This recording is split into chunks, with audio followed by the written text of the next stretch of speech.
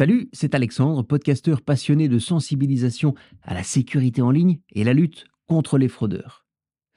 Vous avez peut-être vu passer cette information fin de l'an dernier, SafeOnWeb, le site fédéral belge sur la sécurité en ligne, a lancé une version dédiée aux professionnels et aux entreprises. Ça s'appelle SafeOnWeb at Work. Alors en quoi ce nouveau service est différent de la version pour la population? À qui il se destine? Eh bien, c'est ce que nous allons voir dans cet épisode de votre podcast, Le fraudeur, le hacker et vous. Et juste avant de démarrer, je voudrais présenter mes excuses aux auditeurs qui nous écoutent en dehors de la Belgique, parce que je sais qu'on nous écoute en France, on nous écoute au Québec, on nous écoute peut-être aussi en Suisse ou dans d'autres pays. D'ailleurs, laissez-nous un commentaire pour nous dire d'où vous nous écoutez. Mais aujourd'hui, typiquement, ce numéro s'intéresse aux entreprises en Belgique, bien que, même si vous êtes un professionnel situé dans un autre pays que la Belgique, il y a une partie des services qui pourraient vous intéresser. Finalement, c'est gratuit et c'est sur Internet.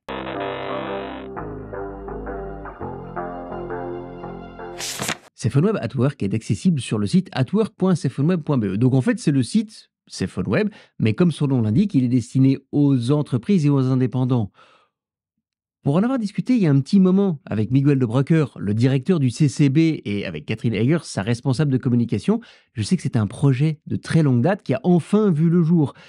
Parce que ça fait quand même plusieurs années qu'on en parle de ce site. En tout cas, entre habitués. En plus de la population avec SafeOnWeb, Miguel voulait offrir des services liés à la cybersécurité aux entreprises avec un motto: rendre ensemble la Belgique l'un des pays les moins cyber-vulnérables d'Europe.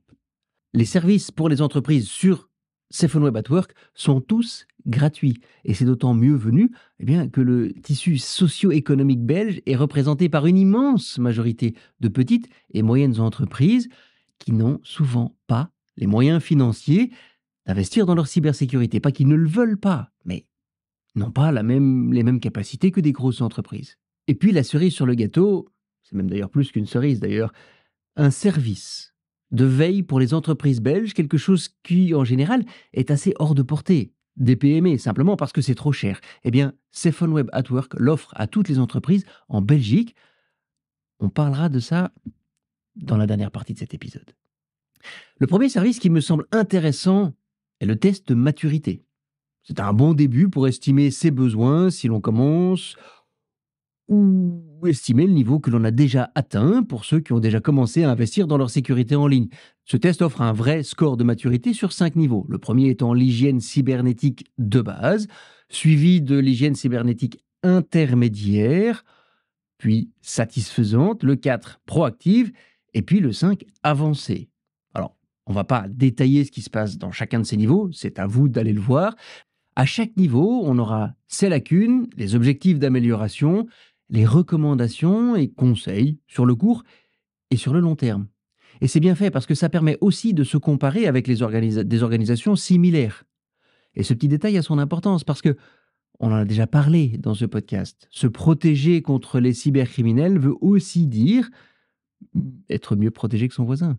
Car les pirates informatiques vont toujours chercher la proie la plus facile, en tout cas dans ce secteur-là. Et je sais que je ne suis pas, vous le savez, pour de la concurrence entre les entreprises quand on parle de cybersécurité. Au contraire, vous l'avez souvent entendu dire, c'est ensemble que nous sommes plus forts contre les fraudeurs et les cybercriminels. Mais il faut aussi voir la réalité en face. C'est le moins protégé qui va, en général, attirer le plus les cybercriminels. SafeOnWeb at Work propose aussi toute une bibliothèque de modèles de politiques liées à la cybersécurité de l'entreprise. Et puis des formations, sous forme de vidéos et bientôt de webinaires. Alors non, ce n'est pas nouveau, on a déjà vu ça ailleurs. En revanche, j'ai été plutôt surpris, et même agréablement surpris, de trouver ce qui s'appelle les cyberfondamentaux. Des documents, cette fois-ci sur 4 niveaux, et qui vont de small à essentiel en passant par basique et important. Et la promesse est concrète. Si vous implémentez basique, eh bien vous réduirez vos cyber-risques de 82%, c'est précis. Avec le niveau important, ça monte à 94%.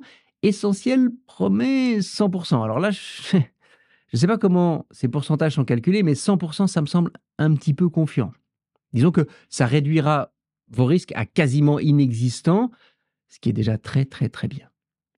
Alors là, attention, hein, vous le savez avec ce podcast, moi j'essaie de faire simple. Là, il faut être honnête, les documents et leurs recommandations ne sont pas ce qu'il y a de plus simple à lire. C'est du matériel plutôt pour un IT ou un cybersécurité, celui qui va s'occuper de votre sécurité dans votre entreprise. En tant que chef d'entreprise, si c'est vous qui écoutez ce podcast, je vous conseille d'aller voir ces documents, d'aller les regarder, mais ça n'est pas ce qui va être le plus simple à aborder, surtout quand on n'a pas vraiment de connaissances en sécurité informatique. Quand même, ces cyberfondamentaux sont basés sur des grands standards de la cybersécurité internationale, et ça se sent, ce qui les fait aussi qu'ils soient un peu complexes à aborder parfois. Et puis, il y a ce cadeau en or, des services supplémentaires pour les entreprises qui s'inscrivent sur SafeOnWeb at Work. Parmi ces services, le plus important, c'est cette veille dont j'ai parlé, cette veille sur Internet des menaces concernant le réseau de l'entreprise et des infections potentielles de ce réseau.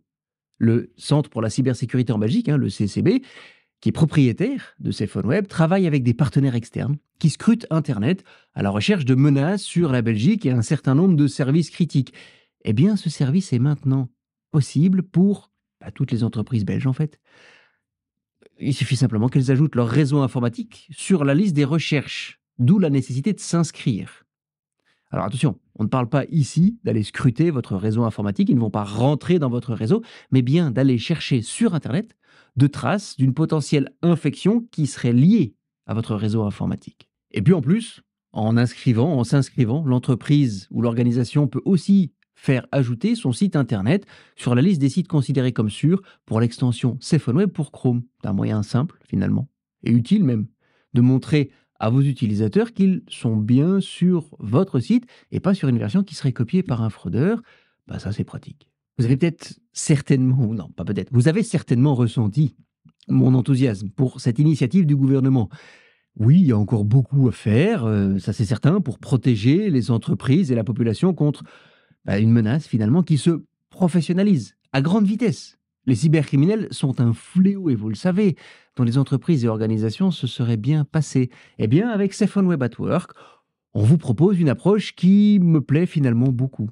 Alors n'hésitez pas à la partager, à partager cet épisode avec votre entourage, mais une fois n'est pas coutume, partagez aussi le lien vers SafeOnWeb at Work ou vers cet épisode sur votre LinkedIn. Parce que on parle de professionnels et d'autres entreprises, d'autres professionnels pourraient être intéressés par ces services gratuits finalement pour les entreprises. Alors attention, pour les entreprises situées en Belgique. Et ça ne vaut finalement que pour l'inscription et le service de vérification sur Internet. Mais tout le reste, les cyberfondamentaux, les 5 niveaux de sécurité, les formations en ligne, vous pouvez les utiliser aussi, en profiter, même si vous n'êtes pas en Belgique, vous ne devez pas vous inscrire. Et donc prenez soin de vous.